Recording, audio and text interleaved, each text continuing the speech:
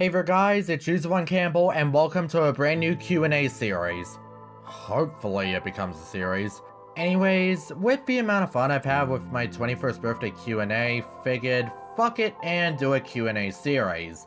After this Q&A is uploaded, you can ask questions in the comment section of this video or a community post I'll be making for the announcement of the next episode. With all that said and done, time to get into the questions. Adam Marley asks, out of all the stages in Sonic, what do you think is the most fun? Originally, it was Aquarium Park from Sonic Colors, but now I usually find myself coming back to Arid Sands from Sonic Unleashed quite a lot.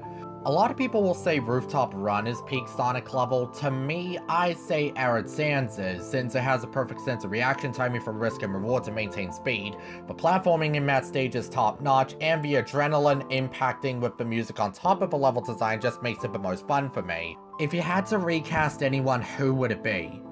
Probably Natara from Mortal Kombat 1. Megan Fox's performance was honestly very soulless, and if Natara returns for the next MK game, I want to see the voice directors give Megan Fox better voice direction or replace Megan with someone else. Are there any video game moments that have made you cry? Oh hell yes, there's so much to list, but the biggest ones are usually the ending cutscenes of several different video games. What moments in both a video game and a movie left you so pumped? For video games, it would have to be the Monsoon fight in Metal Gear Rising: Revengeance. The stormy city environment pairing Monsoon's combos and all around with the Stains of Time playing in the background is just cinematic perfection at its finest. For movies, I would have to say the fight against Thanos on Titan during Avengers Infinity War. Biri asks, favorite rap beat? My favorite rap beat is a bit generic, but I like freestyle the most. More so freestyle in the genres of hip-hop or trap. It's the type of rap I grew up with, mostly from my older brothers when they put on music in the car, but it plays a good factor into why I consider them my favorite, at least to me. I need to get back to listening to more freestyle raps at some point. Catchiest song you've heard? Thick of It by KSI. Nah, just kidding. I don't really know what I consider the catchiest, to be honest. My music opinions tend to change a lot, and I just tend to listen to some music based on whatever mood I am in, or if I'm in my right mind to just want to listen to it right now. So unfortunately, I don't think I could get you a straight answer on that, Biri. What are superhero films to you right now, if you watch any? I don't really know, if I'm gonna be honest. I don't really watch much films these days, and I've rarely seen a lot of superhero films that have been released this decade thus far. So this is another one I don't think I can get you a straight answer on. Your opinion on TV tropes? I like the website. I don't really go on it, but I think it's a website that is good for getting information one could need if doing research. Maybe it would not always be a reliable source, but that's usually the case with a lot of websites like Wikipedia and other fan wikis. Fantastic sites for research, but sometimes not always the best with reliability for information seeking. ChenanaArts asks, only answer this if you have played it. Which of the main free transformation masks from Majora's Mask do you like the most? The Deku, the Goron, or the Zora? Yeah, I can't answer this question sadly, but I do plan to play Majora's Mask after I finish my playthrough of Ocarina of Time. As of the time I'm writing this, I'm currently inside Lord Jabu Jabu's belly. Someone is going to take that last sentence out of context, I guarantee you. Do you have a favorite gemstone and crystal? If so, what is it and why?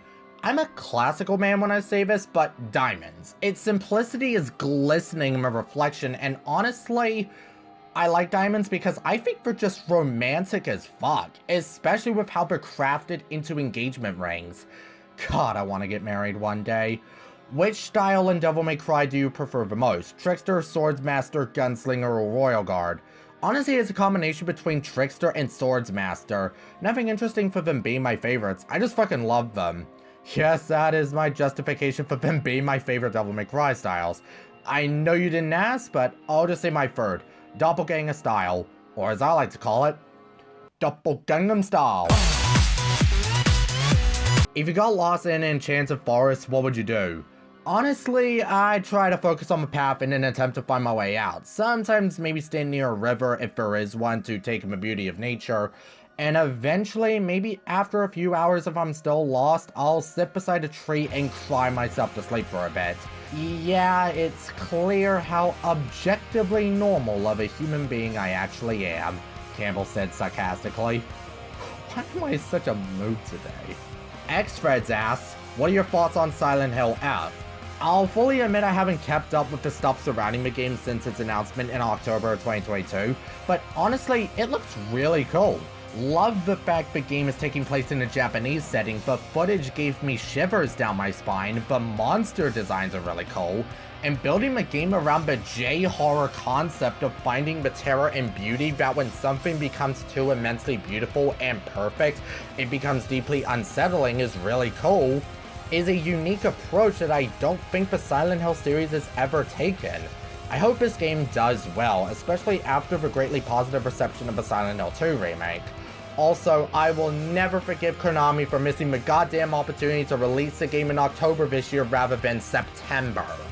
Hardhead Guy 42 asks, I only have one question that technically can count as two, but I will just say it as one. What are your thoughts on difficulty, like scaling, selection, and to a wider extent power creep, aka implementing and balancing around new adjustments? You don't have to say all of the stuff in the parentheses if you don't want to, and which game handles difficulty as close to perfect in your mind? My overall thoughts on difficulty in my opinion is that it's fun to think about, but discussion about it, it's dependent on the person you're speaking to, but gonna be honest, I just despise being in discussions that involve stuff like scaling. They could be very muddy conversations. Some people tend to be too overly passionate and alongside other benefactors. From my experience, if you aren't careful, those discussions can turn into heated debates, and it's very mentally draining. But to answer the second question, what game handles difficulty is close to perfect in my mind? It's a generic pick for me, but probably Sonic Unleashed. It's a game that isn't too hard, but also a game that isn't easy. It's a game that has the right amount of difficulty in my opinion. Mooniera asks, what is Nyx like in my world? So because she hasn't been revealed in the Rider of Chaos storyline yet, I don't want to speak too much on her that wouldn't delve deep into spoiler territory, but what I will say is that Nyx will be one of the main antagonists of the story who is one of those that mostly controls events from behind the scenes. The best examples from what I mean by that are Kronika from Mortal Kombat 11 and Zed from Xenoblade Chronicles 3.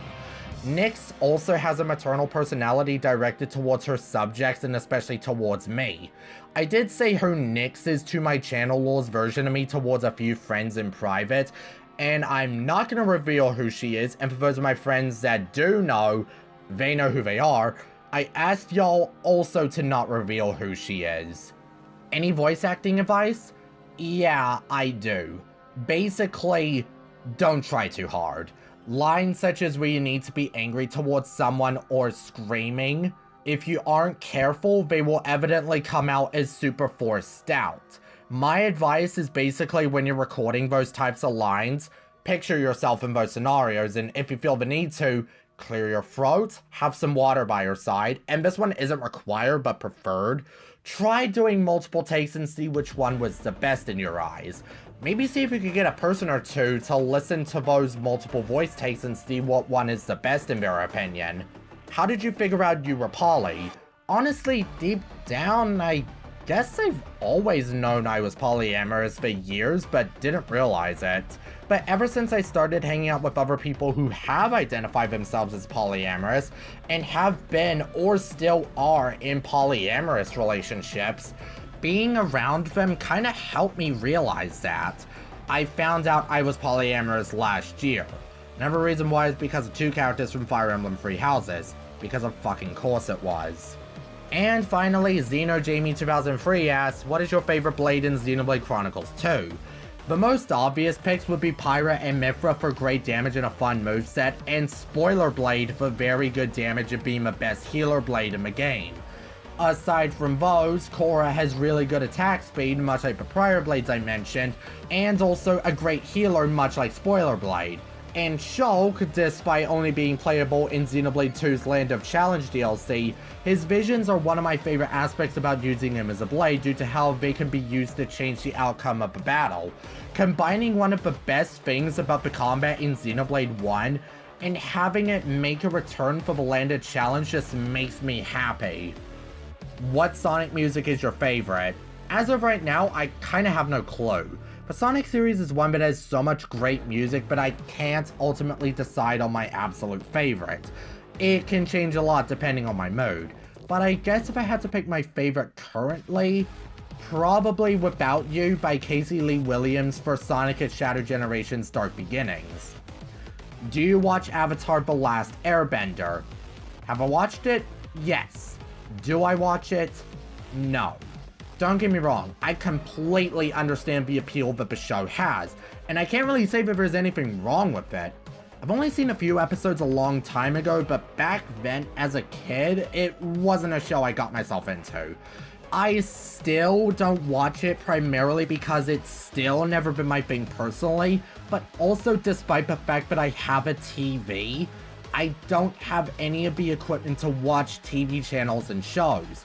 I don't mind it personally, but having a skybox or Freeview would be awesome. But yeah, TLDR, no, I don't watch The Last Airbender. It's much like the Dragon Ball series. I can understand the appeal and there's nothing wrong with it, it's just a me thing where I couldn't get into it.